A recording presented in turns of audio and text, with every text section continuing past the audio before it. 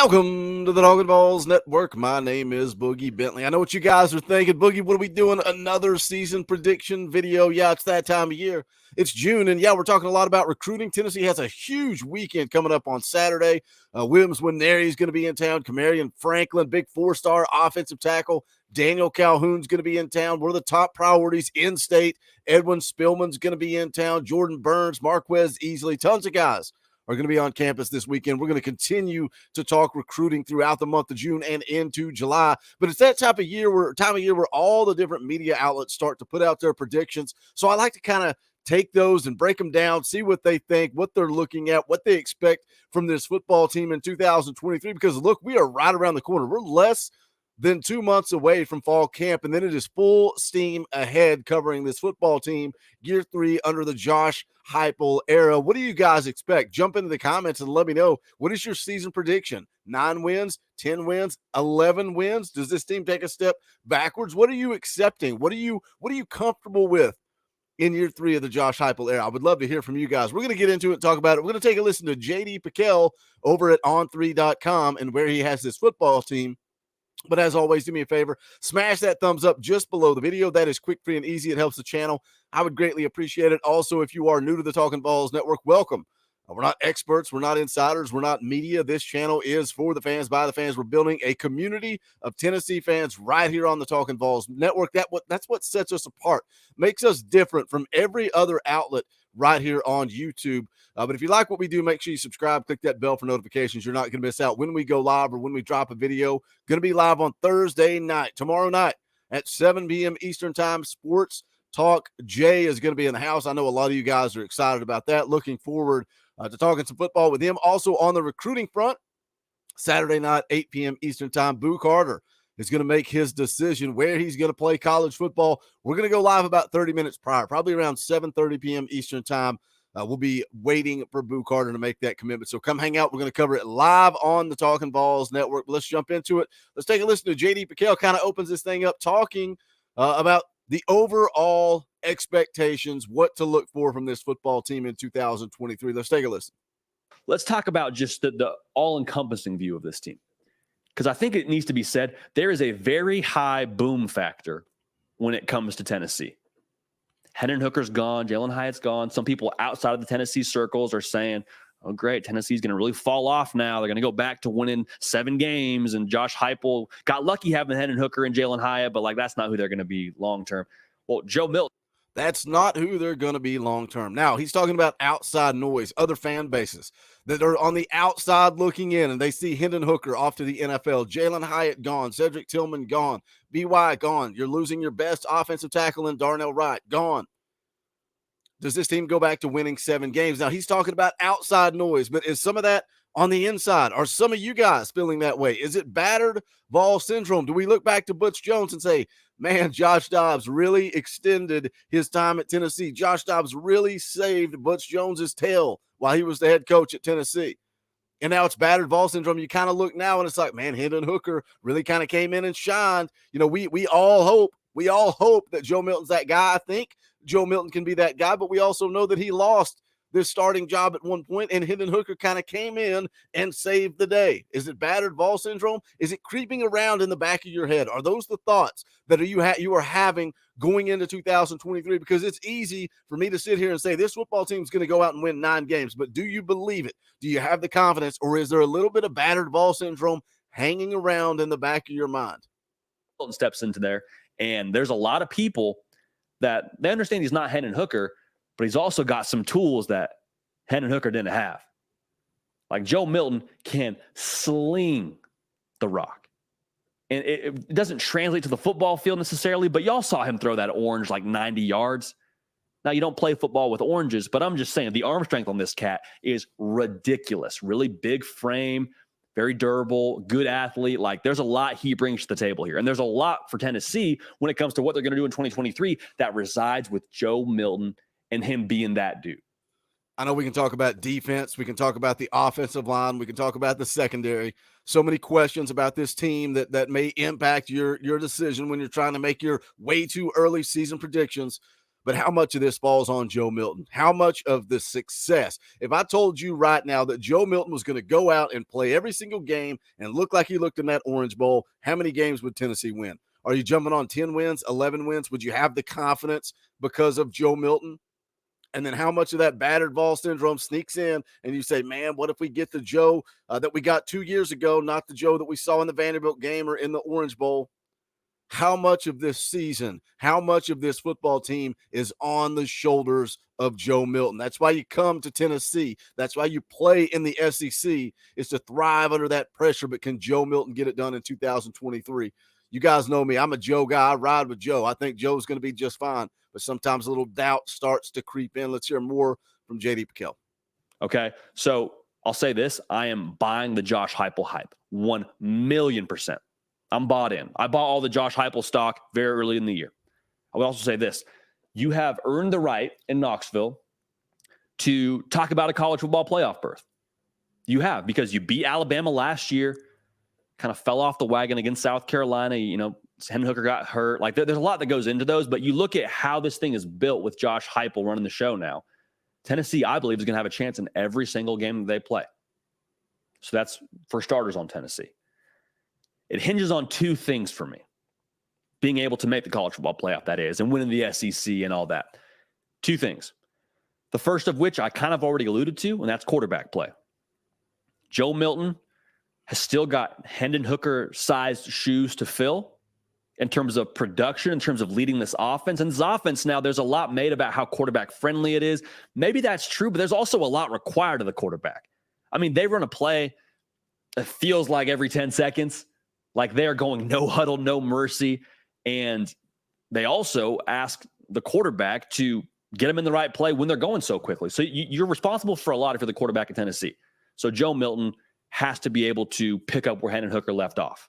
It's a very big variable. The other piece of this, the second hinge point for me, Tennessee's defense has got to get just a little bit better. And I've said this a couple of times. I don't need the 85 Bears from Tennessee. I don't. Go back to Josh Heupel's quote. We want an elite defense. I know J.D. Piquel's kind of saying what we say. We don't need the elite defense. We just need you to be efficient. We just need you to get off the field a few times, let Tennessee's offense go do their thing and jump out front. But can Tennessee's defense take a step? I think they can. I think they were kind of pulling in the right direction at one point last year. And I know a lot of people want to come in and spit out numbers and yards per game and this, that, and the other. I don't care about that because this offense goes quick. So the defense numbers are always going to be skewed. They're always going to be skewed. I'm more concerned with getting a few stops at the right time and allowing this offense to pull away and put other teams in a bad spot where they can't catch up, because this team, this offense is going to score points. That's what they do. One thing that does concern me, I don't hear a whole lot of people talking about the offensive line. I've got huge concerns on the offensive line. I think Gerald Mincey's going to be okay. I think Javonte Spraggins, Cooper Mays is going to be okay. But you got a couple of questions here. Who's going to play that guard spot? Andrej Carrick is a guy that Josh Heupel went into the transfer portal, got to Tennessee. We go through spring camp, and then Josh Heupel immediately goes right back to the transfer portal. That tells me they are not confident at one of the guard positions. How does John Campbell look, the big transfer from Miami, at the other tackle position? I don't think your wide receivers take a step back at all. People want to talk about Jalen Hyatt and Cedric Tillman. I think this wide receiver crew, you guys were talking about it in the Talkin Vols Facebook group just yesterday. I think this wide receiver crew takes a step forward. I think they're better than they were a year ago. Dante Thornton, going to ball out. Squirrel White, Brew McCoy, don't sleep on Ramel Keaton. Can one of the freshmen, can Nathan Laycock, a guy that got a lot of hype and a lot of buzz late in the recruiting cycle, can we see him get some play? I want to see what Nathan Laycock looks like. We know this coaching staff likes to rotate 3-4 guys. There's not going to be a whole lot of wide receivers out there, but I'm just interested to see what the future looks like for Nathan Laycock. But talking about the defense, can they take a step? Can they get a little bit better in 2023? I think so. I think you're going to see guys like Joshua Josephs really start to come on and push some of the upperclassmen. Roman Harrison, Tyler Barron probably sitting at the top of the depth chart right now. But what about Tyree West? What about James Pierce, Joshua Josephs? We saw Josephs make some plays last year as a true freshman. I think he's going to take a huge step and really going to make an impact in 2023. Omari Thomas, the big defensive tackle, I look for him to have a big year. Elijah Simmons, Omar Norman Lott. We've got some talent on that defensive line, and it all starts up front, and that's going to make your linebackers look better. That's going to make your secondary look better. I know they lost Jeremy Banks, but I think Aaron Beasley, Keenan Peely are going to be solid. Elijah Herring, Arian Carter, I think are probably going to be in your 2 deep. Your secondary is the big question mark. Does anybody step up? You look at that secondary, you're returning a lot of dudes. A lot of dudes. You added some nice pieces, gave Judy Lawley via the transfer portal. But when you look at guys like Wesley Walker, Kamal Haddon, Danico Slaughter, Christian Charles, Andre Turrentine, Jordan Thomas, so many guys in that secondary that have experience. Can somebody step up and kind of take the bull by the horns and kind of lead the way, lead the charge, step up? I kept saying last year, I feel like nobody is competing for a spot. Everybody's just kind of complacent with where they're at. Can the secondary take a step in 2023? Need them to hold teams to like 24 points a game. I don't need that. But I do need this Tennessee secondary to not be the Achilles heel. Like, I just need a little bit more from that secondary, because last year, almost 300 passing yards a game allowed. That's not going to cut it, especially not in the SEC when you're playing against all these quarterbacks. So I need Tennessee to be improved in both those areas. I say improved in the secondary. I need Joe Milton to pick up where they left off a season ago. All right. So with that table set, make sure you're locked in, make sure you're subscribed, make sure you like the video, all that. I get that out of the way before we move on to our business here. I said it at the top of the live show, and this is the warning I'll issue one more time. I'm going to be conservative here. And it's going to ruffle some feathers. It's going to make people upset, but we have to be conservative here, because I would love for nothing more than to pick Tennessee to go 11-1 and be a shoo-in for the college football playoff. I would love to do that. And heck, we're going to get closer and closer to prediction season and give you our actual college football playoff picks. Who's to say we won't, maybe end up doing that. But what I will say is this. There are the variables that I just mentioned that I just don't know enough about right now. 11-1 is absolutely attainable. It definitely is. But here's what concerns me. You have a new quarterback who we have a really strong sample size from, but a very small sample size from. Okay? The other thing, like I said, the defense, I still have concerns. But you look at the schedule, and in a 4-week stretch, you play at Bama, at Kentucky, at Missouri.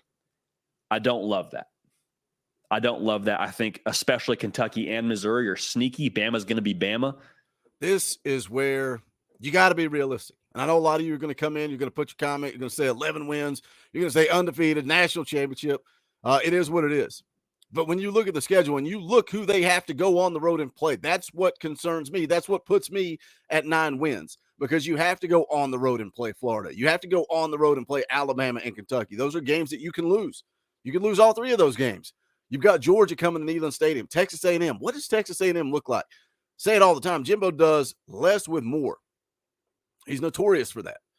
But I think you look at the schedule, Tennessee legitimately has an opportunity to open up the season 6-0. But then, just like J.D. Pickell mentioned, you kind of go through the gauntlet there where you go on the road to play Alabama, Kentucky, and Missouri in a 4-week stretch. That's brutal. That is a gauntlet. And then you follow it up with Georgia coming to Neyland Stadium on the 18th. So you could open the season 6-0, but you look at this second half of the schedule right there, at Alabama, at Kentucky, at Missouri, and Georgia coming to Neyland Stadium, you could lose 3 to 4 of those games. So it is a gauntlet. It is a gauntlet when you're making your predictions. Let's make these predictions as if your life savings is on the line, not just that we're hanging out in the comment section of YouTube and just making some ridiculous prediction that doesn't matter. Like, I don't think there's any guessing about what you're going to get there. The schedule itself is going to be a little bit brutal to Tennessee. And so as much as I want to pick them to go 11-1, I'm going to be conservative here. I'm going to pick them to go 9-3 in 2023. So that's J.D. Pickell's season predictions. Again, it's June. I like to talk about it. I like to bring the different media outlets, see what they think, see where they believe that Tennessee is at. J.D. Pickell, right where I'm at, going 9-3. I feel like that's where Tennessee ends up. You guys jump into the comment sections and let me know. As always, make sure you smash the thumbs up on the way out the door.